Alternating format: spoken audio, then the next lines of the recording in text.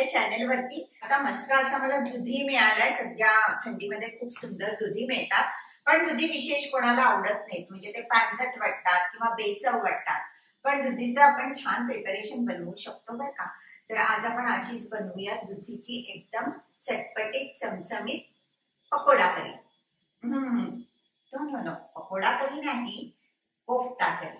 तेच ते असं नका म्हणू, कारण पकोडा आणि कोफ्त्यामध्ये खूप फरक आहे आणि तो फरक काय हे जाणून घ्या या व्हिडिओतनं। तर व्हिडिओ शेवटपर्यंत बघत राहा। चला तर बनवायला घेऊया दुधीची कोफ्ता करी।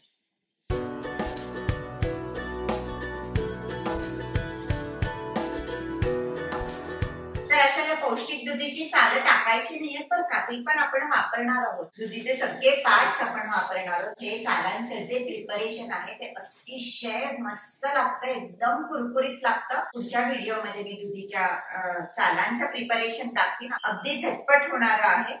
दुधीची सालं काढून असे मोठे तुकडे करून घेतलेले आहेत आणि पहिल्यांदा बघूयात कोफ्ता करीच्या ग्रेव्हीसाठी साहित्य काय घ्यायचं। तर ग्रेव्हीसाठी इथे घेतली 1 टेबलस्पून धना पावडर, 1 टीस्पून जिरा पावडर, काला नमक, कसुरी मेथी, हे आहे बेसन 1 टेबलस्पून आणि चवीसाठी थोडीशी म्हणजे 1 टीस्पून साखर। साधारण 2 इंच आलं आणि 10 लसणाच्या पाकळ्या कुटून घ्यायच्या। तसेच हे आहेत 6 छोटे कांदे वजनाने 175 ग्रॅम आहे आणि 3 मोठे टोमॅटो वजनाने 250 ग्रॅम आहेत। टोमॅटोंची पेस्ट करून घ्यायची आहे। गरम मसाल्यात आहेत 6-7 लवंगा, 8-10 काळी मिरी, 2 इंच दालचिनी आणि 2 तमालपत्र। 2 हिरव्या मिरच्या घेतल्यात, पण ह्या कोफ्त्यात घालणारे ग्रेव्हीत नाही। 4 वेलदोडे व घेतलेला गरम मसाला जरा ठेचून घ्यायचा आहे, म्हणजे त्यातले फ्लेवर्स रिलीज होतात। तर हा आहे क्रश्ड गरम मसाला। 2 ते 3 टेबलस्पून तेल गरम झालं की घालायचे जिरं, गरम मसाला,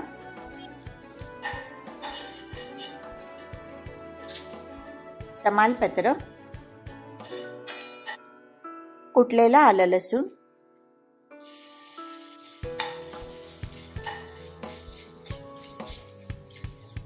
कांदा बारीक चिरून घेतलाय,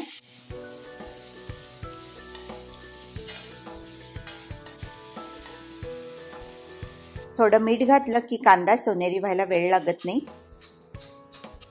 हळद, काश्मीरी लाल तिखट, जरा जास्तच पडलं पण तुम्हाला पाहिजे तसं कमी जास्त तिखट तुम्ही घालू शकता। धना पावडर आणि जिरा पावडर। मध्यम आचेवर सगळा मसाला परतून घ्यायचा आहे। मसाला छान परतला गेला, त्याच्यामध्ये घालायची आता टोमॅटो पेस्ट।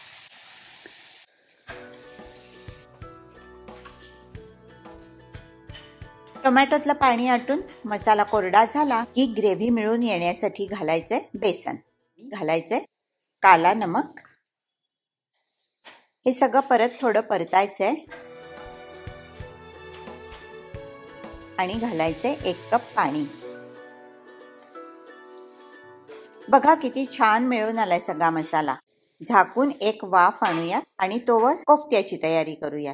आपल्याला चपटे बसके बिलबिलीत दुधीचे पकोडे नकोत, तर गोल मटोल कोफ्ते हवेत आणि काम पण सोपं करायचंय नाही का। त्यासाठी सुरुवातीला स्वच्छ कापडावर दुधी किसून घ्यायचा। दुधीचं वजन 500 ग्रॅम आहे। एकदम कोळा दुधी आहे, त्यामुळे ह्याच्यामध्ये बिया नाहीये, पण जर का जून दुधी असेल आणि त्याच्यात बिया असतील तर बिया काढून टाकायच्या।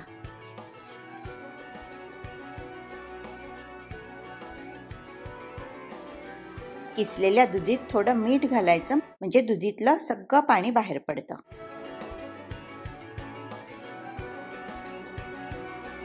आणि असा बांधून 10 ते 15 मिनिटं दुधी बाजूला ठेवायचा। आणि आता बघूयात आपल्या ग्रेव्हीचं काय झालं।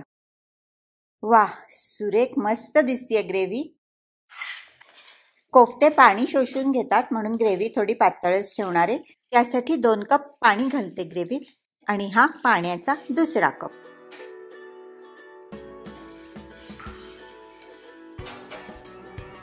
आणि परत झाकण ठेवून ग्रेव्हीला एक उकळी आणूयात। तर आता पकोडा आणि कोफ्ता ह्याच्यामध्ये काय फरक आहे हे जाणून घेऊया। पकोडे हे शेपलेस असतात, चपटे असतात, त्याच्यामध्ये पाण्याचं आणि बेसनाचं प्रमाण जास्त असतं। बेसनाची चव पकोड्याला जास्त येते, पण कोफ्ते हे जरा कुरकुरीत असतात आणि छान गोल मटोल असतात. ते कसे बनवायचे हे आता बघूया. या 10-15 मिनिटात बघा दुधीला खूप सारं पाणी सुटलंय. पिळून सगळं पाणी काढून टाकायचंय. पण हे पाणी फेकून न देता पुढे जाऊन ग्रेव्हीत घालायचंय. बघूयात आता ग्रेव्ही शिजली का. हे बघा इतकी पातळ झाली आहे ग्रेव्ही.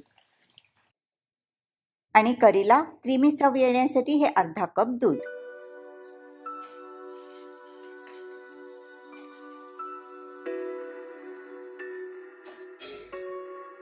चवीला थोडीशी साखर, ताजी कोथिंबीर आणि कसुरी मेथी.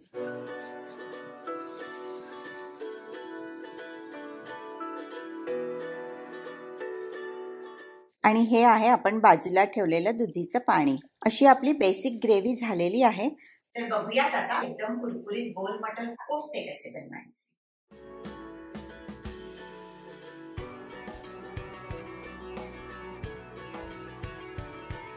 कोफ्त्यांमध्ये काजू घालणारे ऑप्शनल आहे, पण काजूचा क्रंच कोफ्त्यामध्ये छान लागतो. त्यासाठी काजूचे बारीक तुकडे करून घ्यायचे.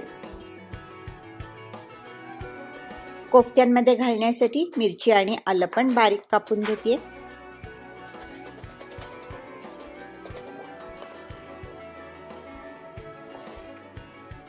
पाणी काढून कोरड्या केलेल्या दुधीत चिमूटभर ओवा घालते. चवीप्रमाणे मीठ, 1 टेबलस्पून बारीक कापलेलं आलं आणि मिरची. खाताना दाताखाली छान क्रंच यावा म्हणून हे काजूचे तुकडे, कोथिंबीर आणि बाइंडिंग म्हणून आता 3 टेबलस्पून बेसन घालतीये. पण पुढे जाऊन जसं लागेल तसं बेसन आपण घालायचंय.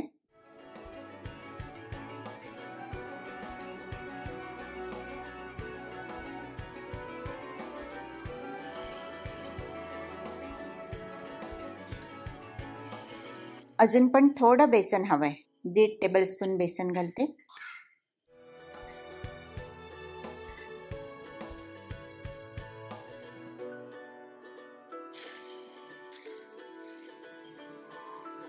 दुधी अजून बाइंड होत नाहीये, म्हणजे दुधीचा गोळा होत नाहीये, तर अजून थोडं बेसन घालतेय. हे 2 टेबलस्पून बेसन. म्हणजे आतापर्यंत एकूण 6.5 टेबलस्पून बेसन लागलं. हे बघा वाटीतलं सगळं बेसन वापरलं गेलंय. आता या मिश्रणाचे एकसारखे गोल मटोल गोळे करायचे.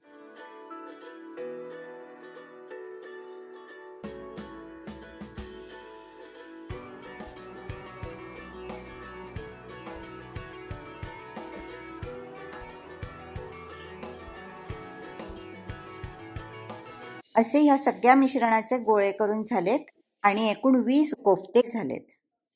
आणि दुधीचे हे कोफ्ते वरून कुरकुरीत होईपर्यंत तळून घेऊयात. तळताना गॅस मध्यमच ठेवा.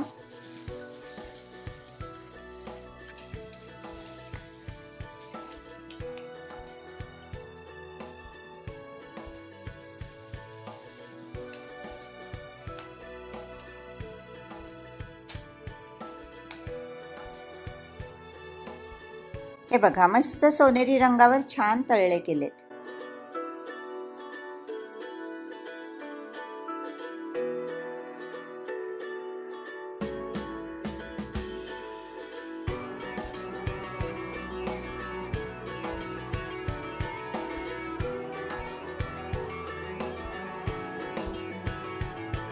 वरून खुसखुशीत आतून मऊ असे मस्त कोफ्ते तळून तयार आहेत. रंग पण सुरेख सोनेरी आलाय.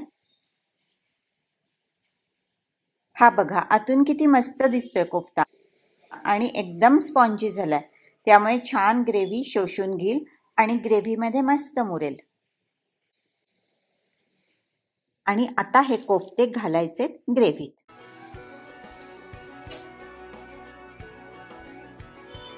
परत 5 मिनिटं झाकण ठेवून शिजवायचे. आणि मस्त सुंदर कोफ्ता करी तयार. वरून कोथिंबीर घालून गरमागरम जीरा राईस किंवा पराठ्याबरोबर एन्जॉय करायला तयार आहे कोफ्ता करी.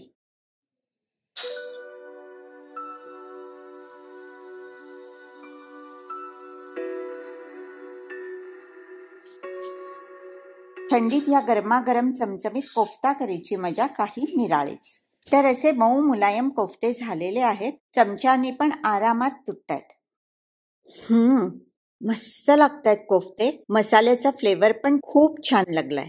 तर अशी कोफ्ता करी बनवून बघा. रेसिपी आवडली असेल तर लाईक करायला विसरू नका आणि चॅनल शेअर आणि सबस्क्राईब करा. पुढच्या आठवड्यात आपण बघणार आहोत दुधीच्या सालांचे फ्रिटर्स, म्हणजे एकदम कुरकुरीत भजी कशी केली होती. So stay tuned. आवडली की नाही अशी गुलाबी थंडीतली मस्त चमचमीत दुधीची कोफ्ता करी. हा व्हिडिओ ही रेसिपी बघितल्याबद्दल सगळ्यांचे खूप खूप खूप मनापासून आभार. रेसिपी आवडली असेल तर लाईक करायला विसरू नका आणि प्लीज चॅनल शेअर आणि सबस्क्राईब करा. पुन्हा आपण भेटूयात एका नवीन रेसिपीसह. तोपर्यंत